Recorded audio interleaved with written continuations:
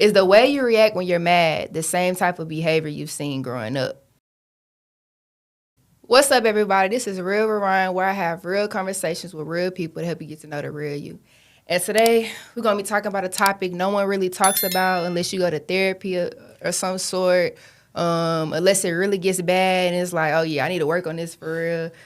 And, and it's anger.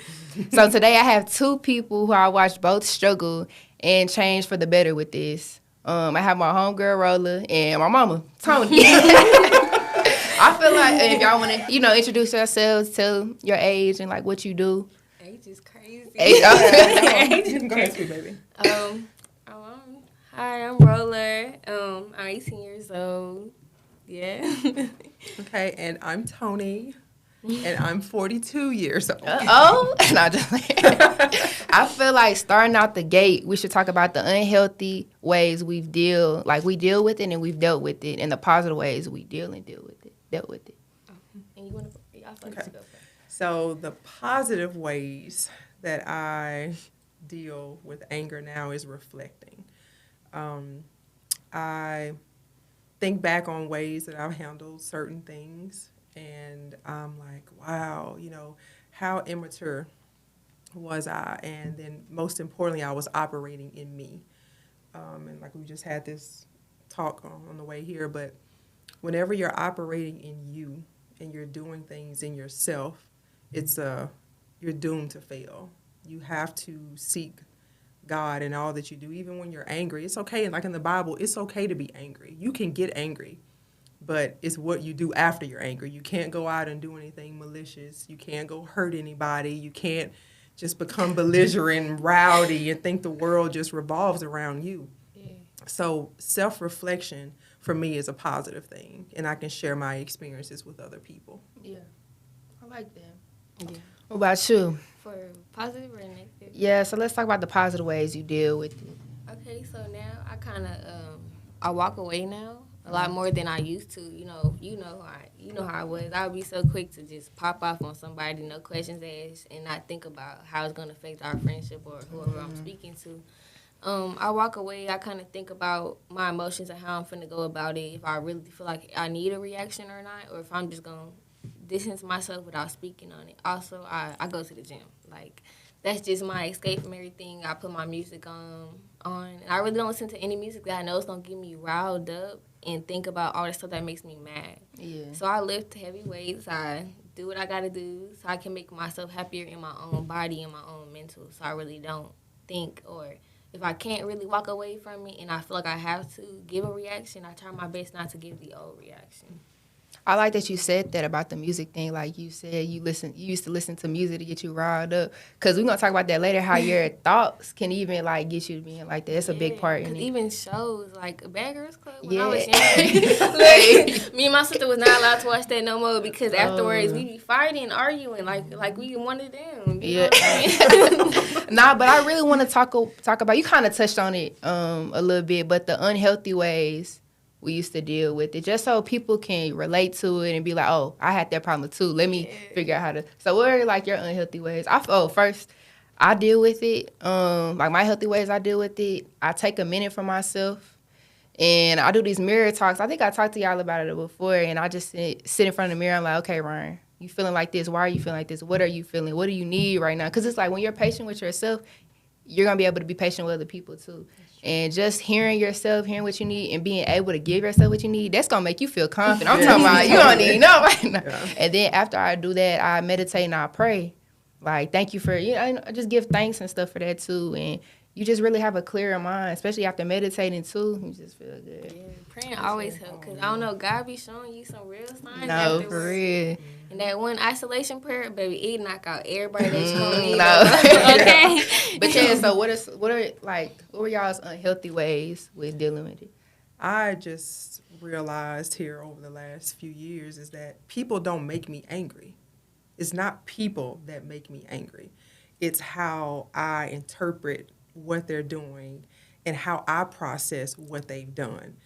I'm ultimately in control of my day. I'm not going to give anyone else power to control the trajectory of my life and how my day is going to turn out. So, for example, there are countless occasions when things have occurred when I've become, very agitated. But then you really have to sit back, get out of you. That's where get out of you. And okay, God, let me think about this situation. Is this something, one, worth even getting upset about? And then we have to realize who we're dealing with. It's not the people that we're dealing with, it's the spirit of the people that we're dealing with. But most importantly, to take away from this is people don't make us angry. We allow the way we process stuff to make us angry. So if someone says something to you and you're like, I can't believe they said that to me. Man, I ought to say this. Why are you even going through all of that? They've said what they said. It's their spirit. All right, God, I need you to intervene and help me kind of deal with this situation. Because people are going to do crazy stuff every single day. Mm-hmm. If you allow people to anger you, you're going to be mad. You're not even going to be able to enjoy your life. So it's all in how you process and interpret what's going on. You control your emotions. You control your reactions. You are in control. People don't make you angry. It's how you process what's been done. I feel like that's big on self-discipline, too. Yes. I feel like a lot of things in life is based off that. Yeah. But, yeah, so what are some unhealthy ways you used to? Right, share with the class. Listen, okay, so I really don't want, I don't even like this, but I used to fight. I used to throw down. Look, it ain't no good thing, but I used to have the worst part of me. I used to talk like a sailor. It used to be real bad. I used to be so quick to go off on people, fight people. I would hit below the belt. You hurt my feelings. And that's the reason I would be so angry, because you ultimately hurt my feelings, and I don't like that. Yeah. So I would just be so quick to get angry. I would go fight someone, go punch something, take it out on whomever is closest to me. And it's just how I would go about it. And I didn't care about who I ain't gonna lie. Afterwards, I cared. Because I'm like, that's not who I am. I feel so guilty. Even fighting people that I know they're the reason why. Normally, it would be because of them. That we fought. I still feel guilty. I put my hands on you. I got out my character. I just embarrassed my family and myself. Yeah. So it's dang. Hey, but it's good that you can look back and know your wrongs with it, even after it's immediately after. Exactly. Same thing what you said with self-discipline. That's something we talked about. That's something I really need to get together. Yeah. This is about to be a good one, y'all. Look, if y'all think anybody who struggles with this or just they need to hear this, just share it with them right quick. We definitely about to drop some gems for y'all. But yeah. So, first question. Well, we already did some questions, but this is getting into it. Is the way you react when you're mad the same type of behavior you've seen growing up? Example, when the people closest to you in the household, when they were mad, is that something? Ooh. Sorry, Mom. So I grew up in a household where it was 7 of us in a 3-bedroom house, so not the white picket fence type situation. I grew up in the 80s, crack cocaine, the epidemic. It is what it is, and it was the cursing, the violent gestures, the threatening. Yeah, I did see that growing up. So I guess, I was prone to it, but in life, the older I've become, just because I was reared in that situation, that's my past. That doesn't mean that that's what my life has to look like, too. I mean, drugs and alcohol consumed, a lot of my family. And unfortunately, they didn't make the best decisions. However, you see the hand you've been dealt, and you get to choose if that's the path you want to follow. So sadly, I was reared in an environment where I did witness a lot of violence and curse words and stuff, but it made me a better person and to help other people, and to talk to y'all and coach y'all along the way. So, yeah. It's crazy. I was talking to one of my other homegirls, and she would say that, her people, they would turn up when they was mad, but in turn, she's so quiet when she's mad because she's been yelled at her whole life and all that. So I feel like it could affect people different ways, and it's just so interesting. Back? Did she gets quiet. She just stares at them. That's crazy, right? Yeah. But yes, no, for real. But okay, so what about you though? Ryan, most of this stuff, but growing up and stuff, I was separated between 2 homes, between my grandparents and my mother. My father passed away when I was younger, so that's kind of already out the picture. But because of him, there was already a lot of violence and stuff because he was a violent man, so he passed that down to his bloodline. And being separated put a lot of, like stress on me because it was basically like, oh, do you like this side of your family or this side of your family? Which it brought me and my siblings to fight with each other. I seen adults I seen my I'm sorry, Mom. I seen my mama get abused. I've sat here and had to fight everybody in my home, physically and mentally, emotionally, almost every day at my mother's house, just because of me not wanting to pick a side, or me feeling like this is not okay. I'm not gonna sit here and be quiet. Like, this is okay. And because of the fact that me and my grandma have a close relationship with each other, like, that's my heart. You know what I'm saying? Me and my mother, we have a better relationship now, but we didn't before, because I always felt like she was speaking to me and never heard me.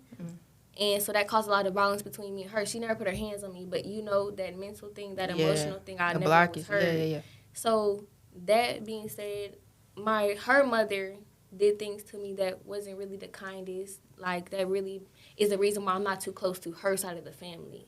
They beat me. They did a lot of things to me that made me so angry. When I grew up, I felt like for me to be heard, that I had to be aggressive, And then, like, even though my grandparents side, not everybody perfect over there, I'll tell you that. Me and my grandpa would get into it. Like, I'm talking about grown man, young girl, beefing, like, arguing. Me and my auntie beefing, arguing. She grown. I see her drinking. I see her doing things that are disrespectful to my grandparents. I'm not the perfect child, but it's some things you don't do. And seeing her like that, and seeing, like, my siblings and certain, like, stuff that they do that's very aggressive kind of had an influence on me and how I carry myself with them and my relationships with them and how I carry my anger. Because now seeing them and kind of not being angry no more like they are is like, oh, I don't want to be like y'all. No disrespect to y'all, but please, like, let me heal myself in my heart and my mind, because I really don't want to become y'all. That's my biggest fear. You know?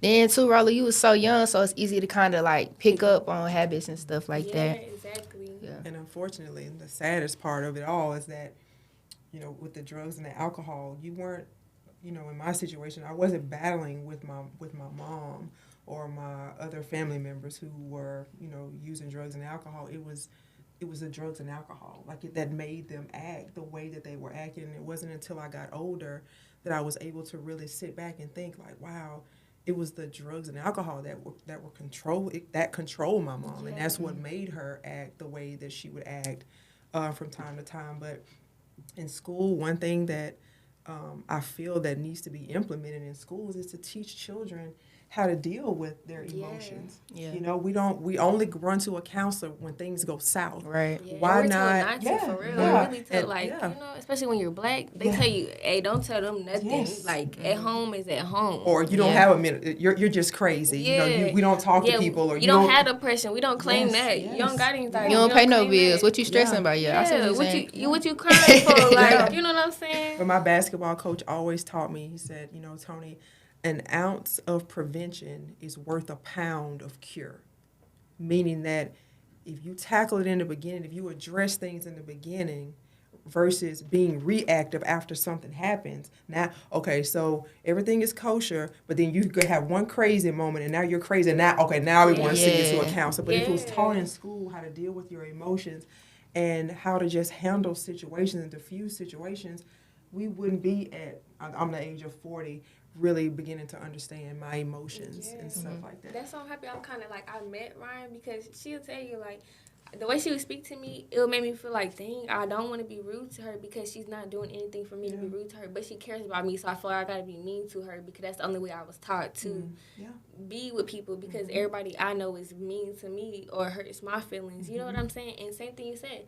When I finally, like, snapped and started fighting people or, like, started having emotional breakdowns and I couldn't talk to nobody and I just lost my mind. Not lost my mind. I had it, but I didn't. Nah, I see, yeah. You know what I'm saying? Then that's when people started to notice, oh, this girl not okay. She needs to go talk to this person, Yeah. And the people they were sending me to is not who I need to talk to. Like, I'm like, I want to talk to this stranger, but he's judging me and writing all this stuff down. Now I got to go away. Yeah.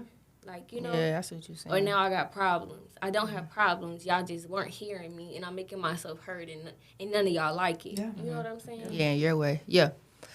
I feel like the way I react when I'm mad is different than what I've seen growing up. Just because the way I've seen it growing up, because I'm the type I'm really observant. So people I meet, people I'm close to, I kind of take that in. So and I just never really liked how they handle things, but because it would affect me, and I didn't like the way I would feel when I would see it. So I definitely got to pulling myself to the side, calming myself down, trying to have different thoughts whenever like things would occur. So yeah, I feel like I do. Well, that's good. That's a good. You had good self control. Yeah. Got to, girl. Okay. Nah, but Yeah. do y'all think the way people deal with anger in general is a learned behavior? Yes. I feel like it's something that you observe for real, or you know, like people that don't have their dads in their life, and they hear about, like, especially if you have like abusive father, abusive mom, and you hear about it, but they're no longer in your life. You're like I have someone in my family that's, even though my father's not here, he takes on that anger. Like, you could see it. Everybody around him that knew my father be like, oh, he's like him, and he has never seen it at all. So I think so. I feel like it's heard and seen. Yeah. Yeah, and I have to agree with her too, because, you know, there are triggers you need to address. There are traumatic experiences that we've all encountered that we need to address. And there are also tough conversations that we need to have with people who were holding some feeling some type of way, you know, inside. Those things do impact us. And like you said, it's learned and it's things you go through. We need to address those 3 T's. You know, the triggers, know what they are, try to bounce back and learn how to deal with our traumatic experiences, and also have tough conversations, because, like I said, in my household growing up, yeah, I did observe things, and it did affect how I handle things. Like, I would become, you cuss like a sailor, baby. Listen, this mouth over here is... Tell them.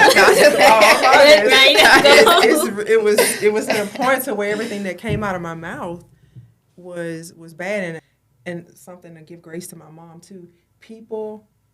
My mom could only be the best mom I think that she was taught to be. Yeah, you know what I mean? So she could only be the best version of Shirley that she was able to be based on her life experiences. And think about it, my mom was born in 1948. Who was talking about, hey, Shirley, okay, you shouldn't deal with anger this way, you know, or when you're talking to your child, you know, this is the strategic way you need. Yeah. They weren't taught, they didn't have tools like that. But nowadays, that's why I'm saying we have to be proactive instead of reactive. Start having conversations with our children and talk about things before it gets to a level to where we have to be reactive and go to counseling or try to put you in some special program. It's just the tough conversations need to be had. But it's not, I don't want you to walk around and carry that burden on you like you were doing something wrong. It was just your mom was probably doing the best that she could do. I give her props because real talk, she was in a dark place. A lot of bad stuff happened, like as we grew up, and now me her conversations. But that's the first person I call. If somebody made me mad, I call my mama. Like, and she right there with me. She got a temper like mine, but hers is more put together because she's more mature minded than I am. Older, yeah. Not even because she older. Because you know some people they older. Yeah. But we just said this. Old people they feel like they don't got no. You know, it's because they're older. She is correct. Okay. Do y'all feel like? Do y'all feel like also the way you react to anger, just people in general, is also based on the environment they're in? Like, for example, you know, animals, they're equipped with adaptations when they're you know, were born to help them survive. So like the way you would react when you're angry in a school around your friends might be different from the reaction you would have when you in prison full of like people you don't know, you feel me? Or like when you in church compared to. So do you feel like that plays a big part too, your environment that you're in? Because I feel like it. I feel like for me, low-key, my mom, she turned me up. She was like, you acting like this at home, you better be rocking everybody like this in the streets. And I be telling her this every time I got in trouble. I reminded her because I remember words be playing in my mind.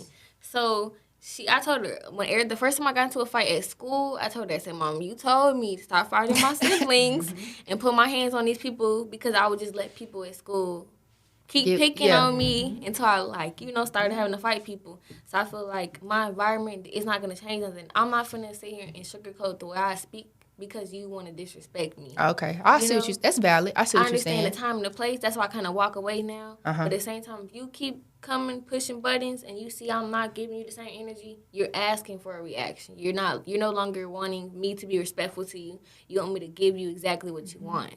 So it's not about environment. It's about the people that's in those environments. Because church people disrespectful too. You know, they sit here and judge you like they don't do stuff behind closed doors. You know. I see what you're saying. What you think, Mom? I just know when back in the day when I married your father, he told me that I was either going to end up in jail or someone was going to seriously hurt me because of my mouth and how I operated. So that really put things into perspective. But it's not necessarily, I have to agree with Rolla, like the environment. It's just, I don't like going into crowded places. Okay, number one, because people are so disrespectful. They step on your toes. They bump into you. They do things that they shouldn't do.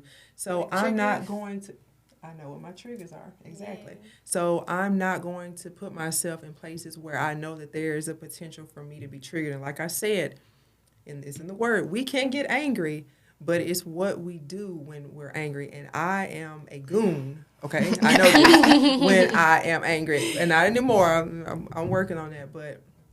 And before it was game, it was go time wherever I was. If you bring it, you're gonna bring it, but you gotta be prepared to receive what comes with that. But this growth, baby, that we're fighting for, it's a journey every day, every single day. How do your anger and reactions affect your friendships and bonds you have with people? I'm happy we talking about Let's talk about it. Now, look, we ain't even gonna say too much. Real talk. Okay, so like now that I've grown to where I've come. It was, okay, low-key, it was a girl in my school. When we was in school together, a girl, I had became friends with her because of you, which I probably wouldn't have became friends with her because that just wasn't my crowd. And I didn't even know I was part of the mean group or the people that you kind of stay away from because they look mean or their actions show that they're mean. I felt so offended because I'm like, I'm not a mean girl. It just, every time somebody see me, I'm popping off. So that affected friendships, too, because I'm like, I really don't want to be around y'all. Y'all be mean to people, and I didn't know that. And also, now that I hang out with people that aren't as aggressive as I was, it kind of made them not want to be around me, not want to invite me nowhere, not want to bring me there unless they wanted to turn up. And I really didn't appreciate that because it's like, why are y'all only bringing me when y'all know that I'm going to have to fight somebody? Or why are y'all making me beef with this person? I didn't even do nothing to them. They didn't do nothing to me. But also, when I speak to people, I've come to notice that more people, they handle things different from how I do. So the way I speak to people has to be clear, and I can't be aggressive with certain people. I can't be disrespectful. I can't be sarcastic, and because I don't like that either. And like my homegirl, Jordan, Jordan Ambrose. She's a softer female, right? Like not like she's weak or nothing. She's not aggressive. So I don't call her out her name because it hurts her feelings and she takes it the wrong way. She her bump heads because. She is soft, like she's sweet. She's a sweet girl. I have a lot of anger in me. She probably does too. She just handles it different. Yeah. You know what I'm saying? So I had to learn from her that I had to handle her different from how I handle like other people. And the way I come about for my anger and the way I speak to people determines my friendship because there's a lot of people and bonds that I could have made throughout my life if I wasn't so rude or if I wasn't so quick to just, because how I took their way of speaking or, growing up, especially with black y'all, like, I was taught that, we kind of stay away from certain people, but why have to be separated if we telling people that we don't want to be that no more? Why have that mindset, we shouldn't hang around them because of their skin color or, because because they a little square or something, you know what I'm saying? Yeah. Like, I see what you're saying. What about you, Mom? How does your anger and your reactions affect your friendships and bonds? And relationships, too, like a relationship with somebody. So first and foremost, this is for both of y'all to put in your pocket, and I hope it leaves a stain on your brain. Everybody that you deal with in life is not assigned to you. You have to really pray. Everyone that enters your life, you pray and ask God, like, is this someone that I am supposed to be dealing with? Meaning, is this person a distraction, or is this someone that I really need to deal with? Because if this person is a distraction, you're not going to be at peace with anything in the situation. So I learned over the course of my life, I was trying to save and help everybody, and I was running into a brick wall with these people and having instances where I had to act out of character because I was engaging with people that I shouldn't even had any dealings with at all. So then they would hit them triggers every time we turn around. I'm like, well, this is supposed to be my friend. Then why does it seem like every time I'm around this person, they're saying something or they're doing something or and it was always drama. So even in my relationship, my marriage, I've been married going on 15 years. It's been a lot. Hey, must be because we can't keep nobody. You had to say that. No. It's been a lot of self-reflection and taking accountability. We can't just continue going through life pointing fingers. They do this, they do that, they do this. No, it's your perception, the way you're taking in what people are saying. You could have had a bad day. You couldn't fix your hair right this morning. You ran into somebody who really didn't do nothing to piss you off, but it made you feel some type of way because you were already feeling some type of way. So it's that self-accountability, Ryan. You have to practice this daily because it's not always about other people. You have to really check yourself too. So sometimes you have to sit back and say, I am the problem. It's not always everybody else. But yeah, relationships, if you don't get your anger in check, you will ruin some relationships or you will ruin and miss out on people who were designed to be a blessing to you. I feel like I talked about this in my other podcast, but when you're mad, when you're in a relationship or something, I had learned even when you're mad to just still be in their company or their presence. Because I peeped whenever people are mad, they're so quick to be dismissive, like, move, get out the way, I don't want to talk right now, I don't want to do this. But when you're in a relationship with somebody, when you're committed to somebody, you want to grow with somebody, it's so important to be like, yeah, I'm feeling like this. We can still be around each other. Let's just not talk until we're ready to come to the point to where we're like, let's talk. Like just coloring, going on a walk, reading, sitting down watching TV, and then just being like, okay, you ready to talk right now? Let's do this. Because it's not always, I'm mad at you. You did this to me. It's about fixing the goal. Like, what's your goal with this? We're not mad at each other. We just trying to. It could be a miscommunication. The way you perceive something is totally different from the way they perceive it. But it's not even y'all against each other. It's y'all against the problem. So why are y'all mad at each other? You feel me? I feel like it's a difference of opinions. But y'all both brought up things that's like, dang, I probably should have I should have thought about that. Because, Ryan, you always tell me those people I was surrounding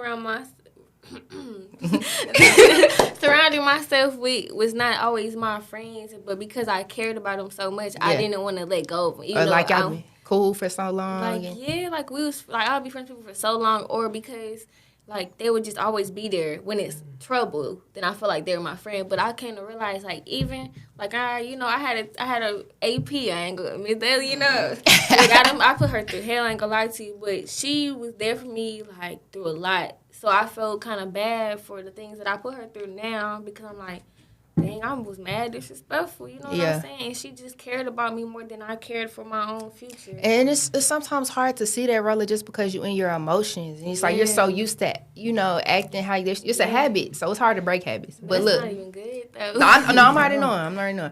Who handles anger better, men or women?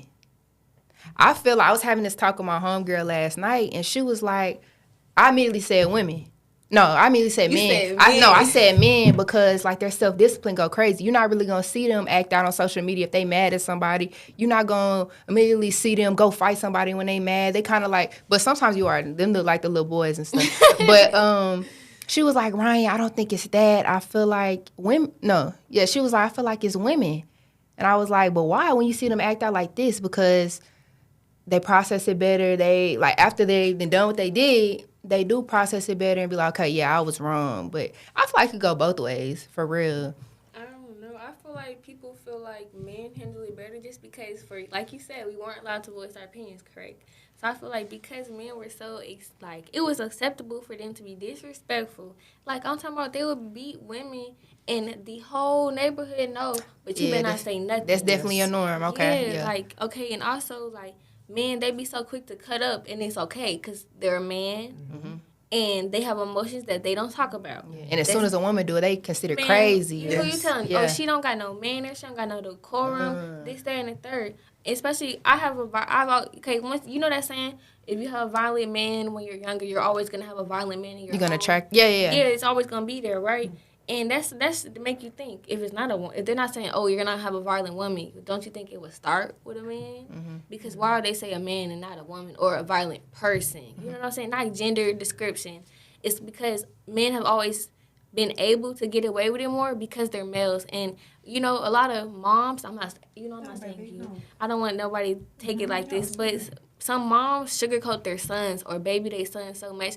And they become abusive to women later on in relationships and all this stuff because their mom was like, well, it's okay because, you're my baby and you have a lot of anger that you don't talk about, so it's okay. But if my daughter do that, let me go ahead and go toe to toe with her because girl, get some act right. You know what I'm saying? I see what you're saying. What you That's think, a Mom? good question, Ryan. Thank you, I girl. never really thought about that, but of course, men are taught to deal with their emotions different. Like for instance, when men are growing up, you're taught to hide. You better not cry. You better not do this. You better don't be soft. So I think for women, we're more emotionally in tune. Yeah, that's it. So it just depends on the situation. It just depends on the situation for me. I also go ahead. You gonna go ahead? I was also talking to somebody. They had a good point about this. They were saying men who grow out without a father in the household, they are more quick to be like more expressive with their anger because all they seen is women, act like this, act like this. But when they grow out without that, because men, they usually teach, like, hey, don't cry, don't do this, or. But without that, you're gonna see the men cut up and be more, expressive with it, in a negative way. Yeah.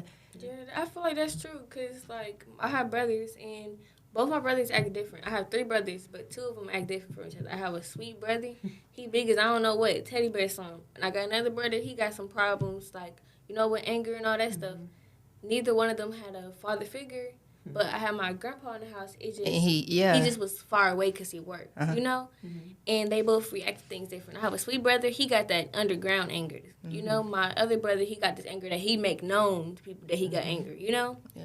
And also what Tara was saying, how you were saying, men are taught to not show emotions. For me, it was different. I was taught, you better not cry. You better not none of that. Like, suck it up. Keep on pushing. Charge that to the game. You know what I'm saying? So for me, that's why I feel like men were able to show more emotions because, I seen my folks get babied and I'm over here trying to tighten up. You know what I'm saying? And even though I had like a mother, I still was raised by males. So it was probably different from my point of view. I get it. Yeah. That makes sense. I tune in to part 2